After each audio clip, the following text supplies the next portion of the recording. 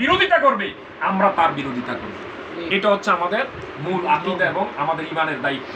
সেজন্য বিশেষ করে আজকে খাজা গরিবে নওয়াজের শানে আজকের মাহফিল, এবং যেহেতু ওখানে যাব আপনাদের সকলকে নিয়ে এখান থেকে সালাম জানিয়ে আমরা এখান থেকে বিদায় নেব। তো খাজা গরিবে নওয়াজ সম্পর্কে আমি এটুকু বলবো, আমার মুর্শিদ কেবলা যখন আমাকে 10 সালে ওনার জীবন দশায় হুকুম করে, বাবা তুমি একটু আজমির জিয়ারতে যাও, তখন দুইজনকে হুকুম করেছেন, আমি এবং আমার ভগ্নিপতি। উনি পুলিশ অফিসার, ওনার কাগজপত্র সব কিছুই ওকে, সরকারি চাকরি করেন, উনি পুলিশ অফিসার। দুইজনে পাসপোর্টের জন্য ভিসার জন্য পাসপোর্ট করে ভিসার জন্য জমা দিচ্ছি চট্টগ্রাম। আমার ভিসা হয়েছে, ওনার ভিসা হয়নি। না হওয়ার পরে যখন আইসা ডাক্তার আব্দুল হামিদ শাহ কেবলা কাবার কাছে বললাম, বাবাজানের কাছে, বাবাজান আমার ভিসা হয়েছে কিন্তু ওনার ভিসা হয় নাই, তখন সাথে সাথে বলছে, বাবা তোমাকে খাজা গরিবে নওয়াজ কবুল করেছে সেজন্য তোমার ভিসা হয়েছে, ওনারটা এখনো কবুল হয় নাই। খাজা গরিবে নওয়াজ যাকে কবুল না করবে সে খাজা বাবার দরবারে যেতে পারবে না।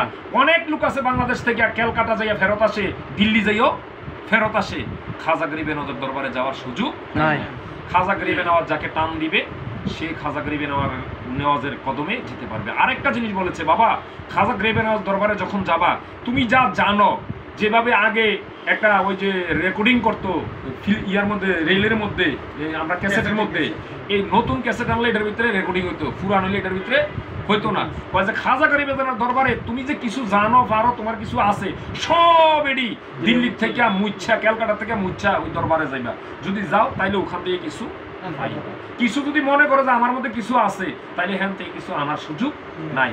তো আমরা শিক্ষা পেয়ে গেছি ইনশাল্লাহ। প্রথমবারই খাজা গরিবে নওয়াজের দরবার থেকে যা চাইছি তাই পেয়েছি, দ্বিতীয়বার গেছি চাই নাই। আসার সময় আমাকে এইটুকু বলেছে যে আপনি যেহেতু এখন দরবারের গদিনিসীন, 10 সালে ছিলাম শাহজাদা বাবা ছিল, 11 সালে বাবা পর্দা করেছে, 12 সালে যখন গেছি এখন দরবারের আপনি যেহেতু গদিনিসীন, সেই হিসাবে আপনার দরবারে তো খেলাফত আছেই, আমাদের দরবার থেকে আনুষ্ঠানিকভাবে আপনাকে আমি গোলাম কিবরিয়া সৈয়দ গোলাম কিবরিয়া দস্তগীর আপনাকে খেলাফত দিচ্ছি, এজন্য যে বাংলাদেশে অসংখ্য এই খাজা গরিবে নওয়াজের আশেপাশে ভক্ত আছে যারা খাজা বাবা বলে তাদের সময় কাটায়, কিন্তু তারা দেখে গেছে পাসপোর্ট ভিসার জন্য আসতে পারে না। এখন অনেক নিয়মকানুন হয়েছে দেশীয়, তারা যদি আপনার কাছে খাজা গরিবে নওয়াজের সেই সবক চায় এবং বায়াতে রাসূল চায়, আপনাকে আমাদের দরবার থেকে খেলাফত দিলাম আনুষ্ঠানিকভাবে, আপনি তাদেরকে চিস্তিয়া তরিকায় বায়াতে রাসূল দিবেন, বললাম আলহামদুলিল্লাহ। এরপর থেকে যখন বায়াতে রাসূল এই দায়িত্ব দেওয়া হয় আনুষ্ঠানিকভাবে, এখন আমি কাবলিয়া তরিকা, চিস্তিয়া তরিকা এবং মাইজভান্ডারি তরিকার সমন্বয়ে বায়াতে রাসূল দান করে দিলাম আলহামদুলিল্লাহ। সেই জন্য অনেক ভক্ত আশেকান এই ইতিমধ্যে অনেকেই যখন আজমির শরীফ যাব শুনছি, তখন অনেকের মানতের টাকা, অনেকেই খাজা গরিবে নওয়াজের কদমে একটু ফাতেহা দেওয়ার জন্য কিছু মানতের টাকা এবং কিছু তাদের নিজের মনের মাকসুদ পূরণ করার জন্য কিছু হাদিয়া দিয়েছে। আপনারাও যারা যদি দিতে চান দিতে পারবেন। এর মধ্যে বিশেষ করে আমি সকলের পক্ষ থেকেই ওখানে ইনশাল্লাহ ফাতেহা করব। আর খাজা গরিবে নওয়াজের দরবারে যখন এই দায়িত্ব দিয়েছে, আমার হাতে কোনোদিন একজন হিন্দু মুসলমান হয় নাই, অনেক কাজ দয়ালে করাইছে। 15 সালে যখন যামু তখন মনে মনে ভাবলাম, ইয়ে খাজা গরিবে নওয়াজ তুমি 99 লক্ষ মুসলমান বানাইলা, আর আমি নাখানদারে দিয়ে একটাও মুসলমান এই পর্যন্ত বানাইলা না, এই সুন্দর কোটাটা তো ফিলা বইল না। এইটা মনে মনে ভাবছি, টিকিট কাটছি, ভিসা হয়েছে, সব কিছু ওকে। 15 দিনের মধ্যেই আজমির যাব, রামচন্দ্রপুর মাহফিল দিলাম।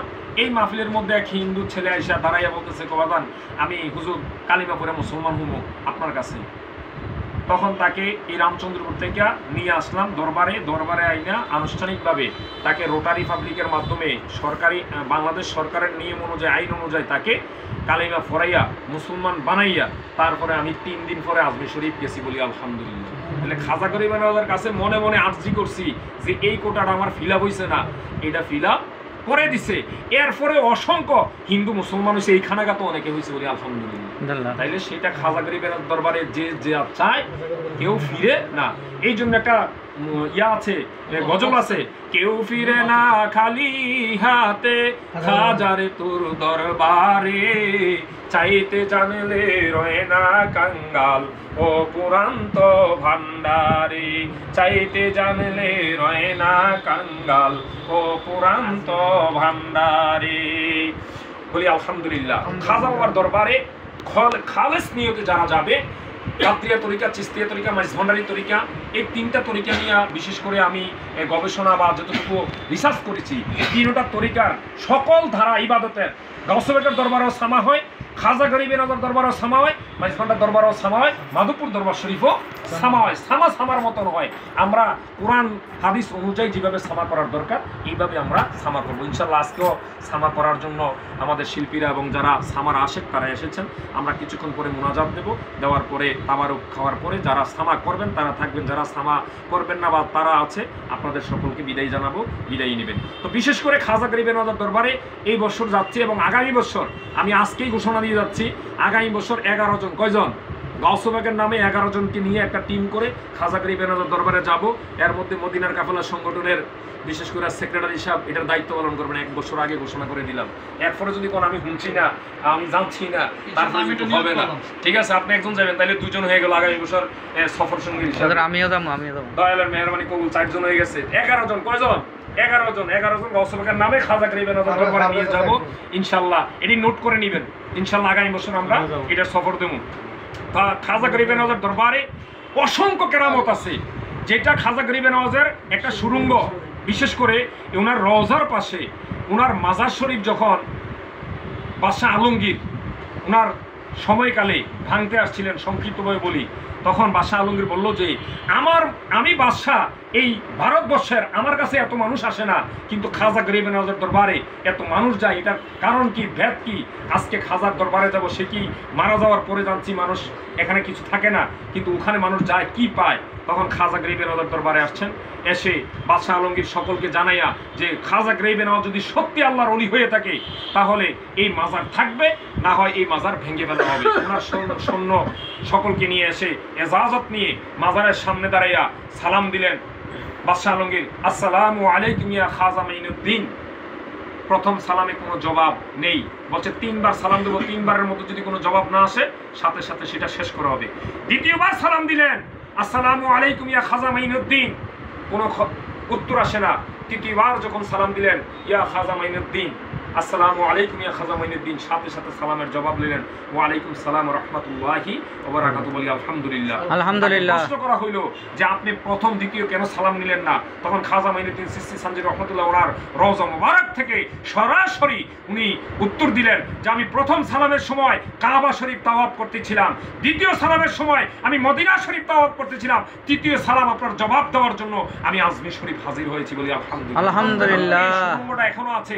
অনেকে এই সুরঙ্গ প্রশ্ন যখন করলাম এই সুরঙ্গটা কেন, বা খাজা গরিবে নওয়াজ এশার নামাজের পরে বা তালিম শেষ করে 12টার পরে এই সুরঙ্গের মধ্যে ঢুকতেন, কেউ ডাক দেওয়ার মতো সুযোগ থাকতো না। এই সুরঙ্গ ঢুকা মানে উনি আজমি ইয়াতে মক্কা শরীফ এবং মদিনা শরীফ জিয়ারতে চলে যেতেন। আল্লাহর ওলিরা একটা পলক্ষে তারা হাজার হাজার কোটি কোটি মাইল যাওয়ার ক্ষমতা রাখে। বলি সুবহানাল্লাহ। সেটা হচ্ছে আধ্যাত্মিক ক্ষমতার বলে। এই ক্ষমতা দিচ্ছেন কে? আল্লাহ। আল্লাহ।